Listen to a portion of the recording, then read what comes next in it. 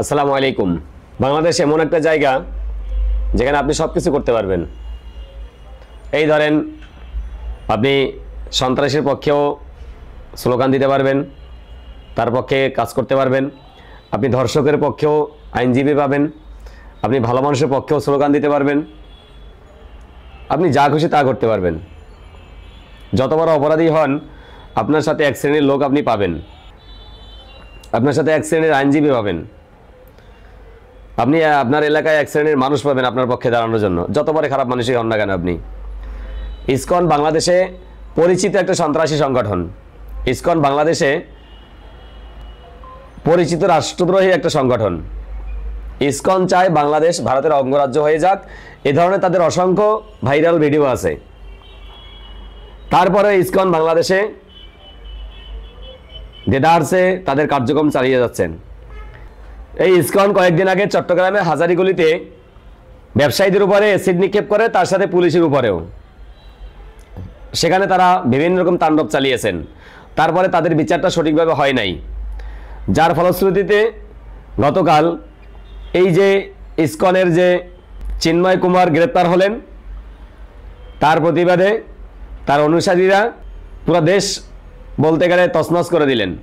এরা যা করেছেন, এদের সাথে যদি সেম আচরণ করা হয়, ইন্ডিয়ার দালাল যেগুলো আছেন বাংলাদেশের ভিতরে প্লাস ইন্ডিয়ায়, ইন্ডিয়ার জানোয়ার যেগুলো আছেন, তারা বলবো জাত গেল জাত গেল জাত গেল, এই সংখ্যালঘুদের উপর হামলা করলো।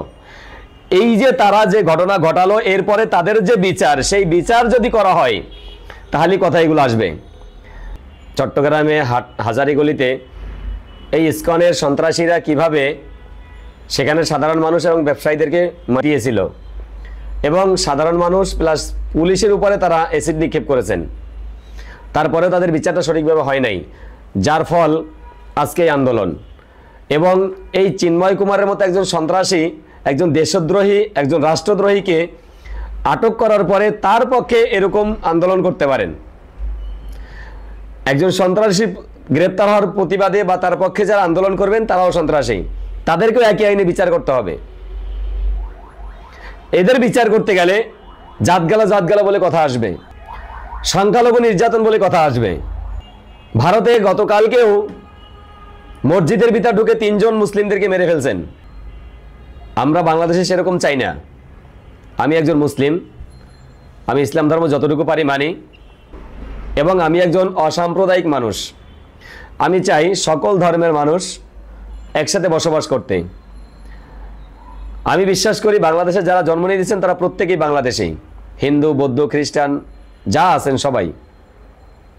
কিন্তু কেউ যদি দেশবিরোধী কাজ করে, তাকে আমি ভাই মানি না, তার পাশে আমি নেই।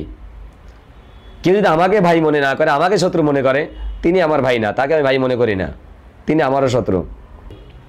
কিন্তু কেউ যদি আমার দেশের বিরোধী কাজ করে, কেউ যদি আমার দেশ নিয়ে ষড়যন্ত্র করে, কেউ যদি আমার দেশের ধ্বংস চায়, আমি তার ধ্বংস চাই। কেউ যদি আমার দেশ নিয়ে ষড়যন্ত্র করে, আমি তাকে নিয়ে ষড়যন্ত্র করতে চাই। আমি সেটা করতে না পারলেও কেউ করলে আমি তাকে সাপোর্ট করব। এদের বিচার করতে হবে, দেশ থেকে নির্মূল করতে হবে, ইসকনকে দেশ থেকে নিষিদ্ধ করতে হবে। এটাই সময়ের দাবি। ধন্যবাদ।